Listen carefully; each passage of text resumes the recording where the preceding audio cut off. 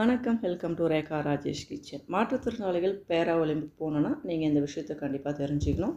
Video skip பண்ணாமல் பாருங்கள். பிடிச்சதுன்னா லைக் பண்ணுங்கள், ஷேர் பண்ணுங்கள், சப்ஸ்கிரைப் பண்ணிங்க. பக்கத்தில் இருக்கிற பெல் ஐக்கானை மறக்காமல் கிளிக் பண்ணிக்கோங்க. அப்போ தான் நான் ரெகுலராக போகிற வீடியோ உங்களுக்கு நோட்டிஃபிகேஷன் வரும். டவுட்னா கமெண்ட்ஸ் பண்ணுங்கள். இப்போ நம்ம வீடியோக்குள்ளே போகலாம். பேரா ஒலிம்பிக்கில் பார்த்திங்கன்னா டெஃப் டிசபிலிட்டிஸ் ஆட் பண்ணலங்க. அவங்க பேரா ஒலிம்பிக்கில் மற்ற டிசபிலிட்டி எல்லாமே ஆட் பண்ணியிருக்காங்க. டெஃப் டிசபிலிட்டி ஆட் பண்ணலை. Tamil Nadu sports council of deaf அப்படின்னு பார்த்திங்கன்னா ஒவ்வொரு மாவட்டத்திலுமே இருக்குது. நீங்கள் அங்கே ஜாயின் பண்ணிக்கணும். அதில் சீனியர் கிரேடு, ஜூனியர் கிரேடு இருக்குது.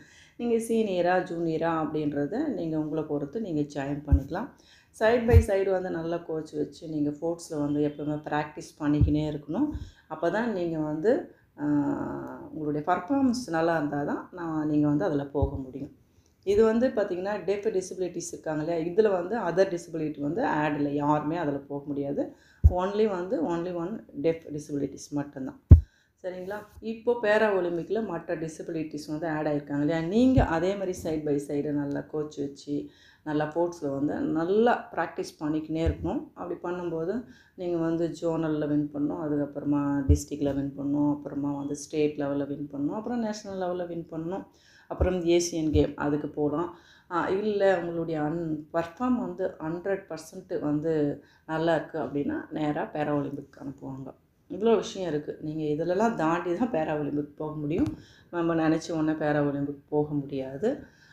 நீங்கள் உங்களுடைய முதல்ல நம்மளுடைய கான்ஃபிடென்ட் அது இருக்கணும். முயற்சி, தைரியம், உங்களுக்கு எதில் இன்ட்ரெஸ்ட் இருக்கோ அந்த ஸ்போர்ட்ஸ் நீங்கள் ஜாயின் பண்ணி அதில் கரெக்டாக உங்களுடைய பர்ஃபார்மன்ஸ் கரெக்டாக கொடுக்கணும். இப்படிலாம் நீங்கள் பண்ணும்போது ஒரு நாள் நீங்கள் என்ன நினைக்கிறீங்களோ அதுவாக அங்கே போய் நிற்க முடியும்.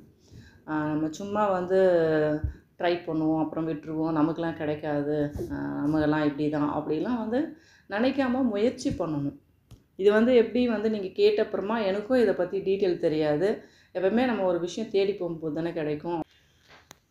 என்னுடைய ஃப்ரெண்டும் பார்த்திங்கன்னா இந்த மாதிரி ட்ரெயின் பண்ணின்னு இருக்கிறாங்க குழந்தைய. அவங்க அனுப்புறதுக்காக தான் அந்த மாதிரி பண்ணியிருக்கிறாங்க. அவங்க டெஃப் டிசபிலிட்டி. அவங்க தான் சொன்னாங்க ஸ்பெஷலில் 2 இருக்குது. அதாவது கவுன்சில் டெஃப், அதுக்கப்புறமா பேரா ஒலிம்பிக் 2 இருக்குது.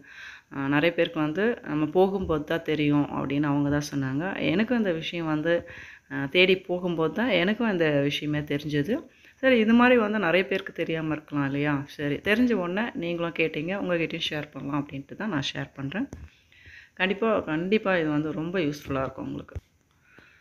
நாங்கள் பார்த்திங்கன்னா ஒரு 4.5 வருஷம் பால வித்யாலயா அப்படின்ற ஸ்கூலில் ஹியரிங் எய்ட் வச்சு ஸ்பீச்சுக்காக ட்ரைனிங் கொடுத்தோம். அப்போ ஒரு 10 பேர் ரொம்ப க்ளோஸ் ஃப்ரெண்ட்ஸ் இப்போ வரைக்கும். ஏதாவது டவுட்டுனா இப்படி தான் நாங்கள் கேட்டு தெரிஞ்சுப்போம். அந்த மாதிரி நீங்கள் கேட்கும்போது நான் டவுட்டை கேட்டேன், அவங்க கிளியர் பண்ணாங்க. அதை தான் உங்கள்கிட்ட ஷேர் பண்ணுறேன். இந்த வீடியோ இதோடு முடிஞ்சது. கண்டிப்பாக ரொம்ப யூஸ்ஃபுல்லான வீடியோ. நெக்ஸ்ட் வீடியோவில் பார்க்கலாம். அது வரைக்கும் நன்றி, வணக்கம்.